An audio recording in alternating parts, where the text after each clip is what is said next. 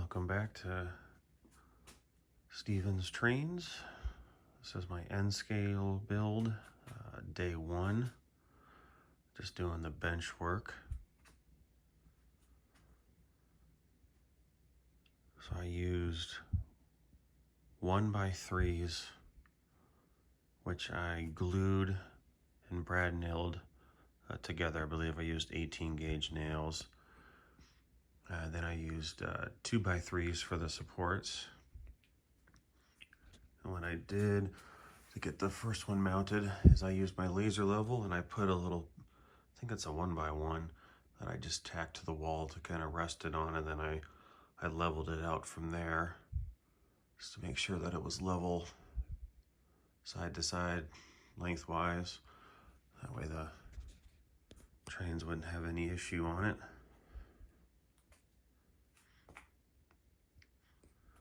I think what I'm going to do next is take some more of the 1x3 here and lay it flat across. That way I can put 1-inch foam across the top of this. So I don't think I'm going to put any plywood on here. It'll just be a lot of the 1x3s kind of running across. Kind of like this. I'll run it like that. And I'll space it out so maybe there's anywhere from a 4 to an 8-inch gap between boards. So that way the foam is pretty much supported most of the way throughout, but it'll be easier for me to drill through to run the power cables for the track. I'll be running Kato track, which I'm pretty sure I mentioned before. This is going to be a DC layout.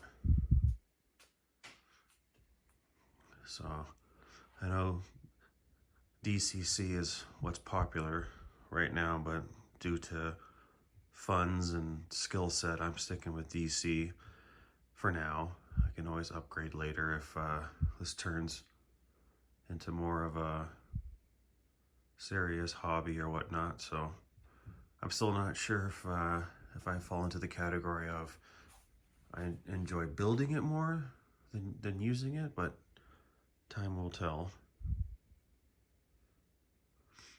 I mounted this at about 52 inches to right here, and the reason why I did that is because I have my sprinkler timer, which I had to lower. It was living right there, but I didn't want that thick cable to be buried behind it, as well as I had my power outlet. So I mounted it directly on top of it.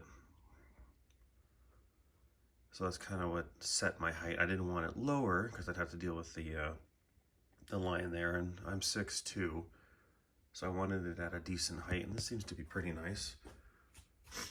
I'll be able to see everything going on, and I think this back corner will be the only area that'll be hard to reach. But so the span of this from that corner to right there is 12 feet. My depth is 27 inches. And this little kick out here is 55 inches. It's also 27 inches deep.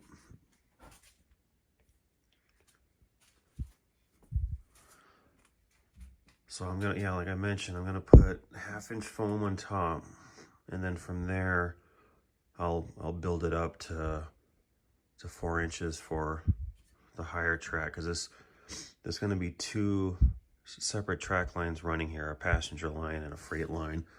So I'm still trying to decide which one I'm gonna have go under the other one, but I think I'm gonna do the passenger line is gonna dip down under the freight line.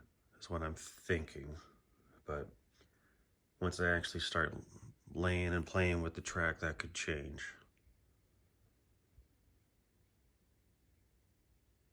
So I'm going to keep these videos nice and short for a multitude of reasons. One, I'm a complete noob when it comes to making videos. I've never really done this before, so all I have is my iPhone, and this is definitely not going to be any kind of how-to video because this is my first day first build for any kind of model train, so definitely don't look at my videos for how to, you know, maybe how not to possibly, but you know, live and learn. This is my first train set, so you know, I'm gonna make my mistakes on this one, and I like building and having fun, so this gives me something to do. I don't have to leave the house. I could still watch the kids, and gives me something to drink beer over in the garage. So yeah, hope this is enjoyable for you guys. Anyhow, signing out.